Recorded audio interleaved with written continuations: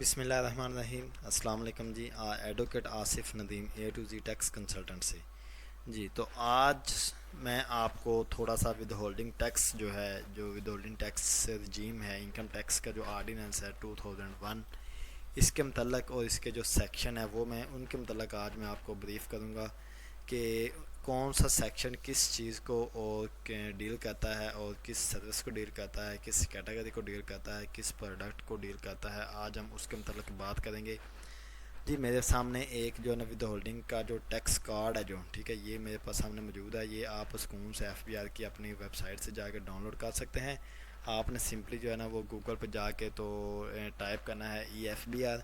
जब आप टाइप करेंगे तो उसके अंदर आपके पास मेन विंडो ओपन हो जाएगी और मज़ीद आगे फिर वो नीचे जो है आपके सामने विद होल्डिंग टैक्स कार्ड होगा, तो उसके ऊपर क्लिक करके आप इसको डाउनलोड कर सकते हैं। वैसे मैंने इसके ऊपर जो है ना एक वीडियो जो है बना के तो अपलोड की हुई है, तो अगर आपको नहीं समझ आती तो आप वहाँ से जो है ना वीडियो से हेल्प ले सकते हैं, रहनुमाई ले सकते हैं।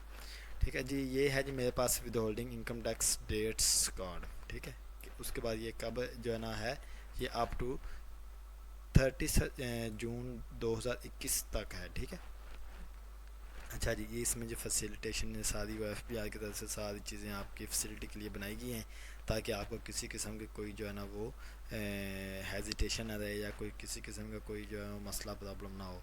अच्छा जी, सबसे पहले जो है हमारे पास सेक्शन है, ठीक है, इस कार्ड के अंदर। उसके बाद रेलिवेंट समरी है, विद होल्डिंग सेक्शन है, मतलब कि इसकी डिटेल क्या है। उसके बाद इसका रेट आता है कि टैक्स का रेट क्या है। फिर हु विल डिडक्ट या कलेक्ट एंड एजेंट, यानी कि कौन जो है ना इसको कलेक्ट कर सकता है या इसको डिडक्ट कर सकता है। फिर कि किस से हो सकता है, फ्रॉम होम, और व्हेन कब हो सकता है, और टाइम ऑफ डिपॉजिट की डेट क्या है, टाइम क्या है।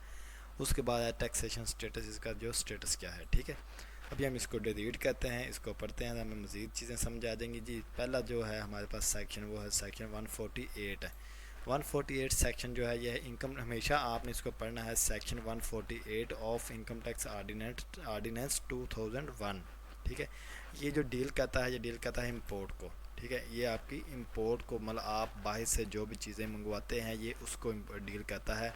अच्छा, इसके ऊपर जो टैक्स है, अब हम उसके टैक्स के रेट के ऊपर जाते हैं, इसका वो डिस्क्रिप्शन में क्या कहता है और इसके ऊपर रेट कितना है उसके ऊपर जाते हैं। वो कहता है कि the tax to be collected from every importer of goods on the value of good.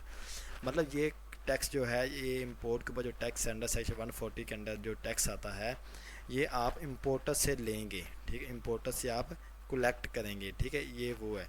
अच्छा, वो आगे इसके मज़ीद वो क्या कहता है, इसका सेक्शन सब सेक्शन 1 है, वो कहता है person importing goods classified in part 1 of the 12th schedule. मतलब जो पार्ट 12th शेड्यूल है, जो इनकम टैक्स आर्डिनेंस का शेड्यूल 12 है, उसके पार्ट 1 के अंदर जो है ना वो चीज़ें में मेंशन की गई हैं कि कौन कौन सी चीज़ें हैं जो इम्पोर्ट के अंदर आती हैं और जो इस सेक्शन के अंदर आती हैं। अच्छा, इसको क्या कहता है, 1% of the import value as increased by custom duty, sales tax and federal excise duty. अच्छा, वो कहता है कि जी आपने एक्साइज ड्यूटी पे करनी है, सेल टैक्स आपने पे करना ही करना है, आपने कस्टम ड्यूटी पे करनी है। उसके अलावा आपने 1% जो है वो विद होल्डिंग टैक्स पे करना है। जो बंदा कोई चीज़ें इंपोर्ट कर रहा है उसने उस अपनी टोटल अमाउंट के ऊपर, टोटल वैल्यू के ऊपर जो 1% जो वो इंपोर्ट के ऊपर विद होल्डिंग टैक्स पे करना है। ठीक है। अच्छा, नेक्स्ट क्या है, person not appearing in the active tax payer list. वो कहता है कि जो बंदा नॉन फाइलर है, जो जो एक्टिव टैक्स पेयर की लिस्ट में नहीं है, उसके लिए क्या है रेट। वो कहता है कि the applicable tax rate is to be increase by 100%। यानी कि उसके लिए जो टैक्स का जो रेट है वो 100% है। ठीक है, उसने 100% उसके ऊपर जो है वो टैक्स देना है। अच्छा जी, ये कलेक्ट कौन करेगा, इसका कस्टमर जो है वो कलेक्टर ऑफ कस्टम्स, यानी कि कस्टम वाले जो है ना जिसको कलेक्ट करेंगे जी। ठीक है, नेक्स्ट क्या है, ये किससे लिया जाएगा, आपको मैंने बता दिया कि इम्पोर्टर से लिया जाएगा। और ये कब लिया जाएगा, at the same time and manner as the custom duty is payable in respect of the goods imported. यानी कि जब आप चीज़ें इंपोर्ट कर रहे होते हैं उसी वक्त जब कस्टम ड्यूटी पे करते हैं तो उसी वक्त ये भी आपकी जो टैक्स है ये पे हो जाना है। इन केस ऑफ फेडरल या provisional government on the day the tax is deducted rule 43A, यानी कि रूल 43A के अंडर ये टैक्स जो है वो आप डिडक्ट कर सकते हैं।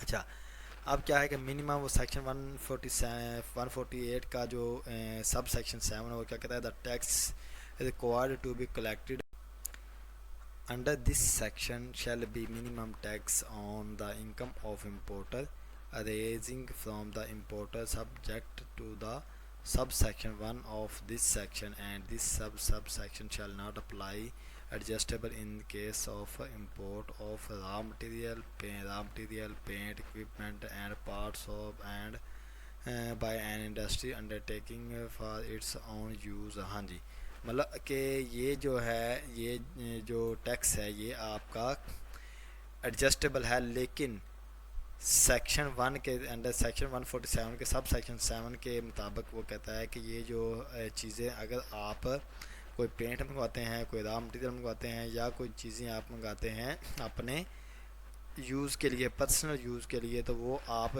जो है कंपनी के जो है ना वो रिटर्न के अंदर या कंपनी की फाइलिंग के अंदर आप उसको क्लेम नहीं कर सकते, वो आप उसको यानी कि वो आपका अनक्लेम होगा।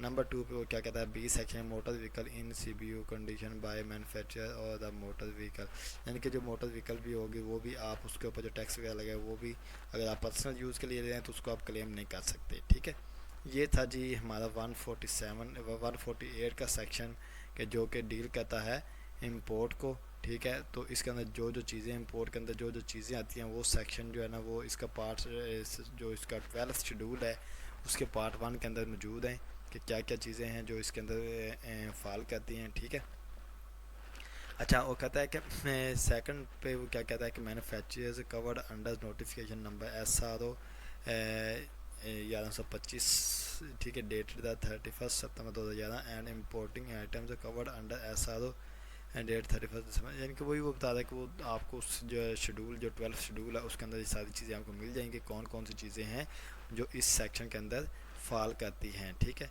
तो ये था एक ओवरव्यू के 148 का जो सेक्शन है जो ये किस चीज़ को डील करता है। तो मैंने आपको बताया कि ये हमारी इंपोर्ट को डील करता है।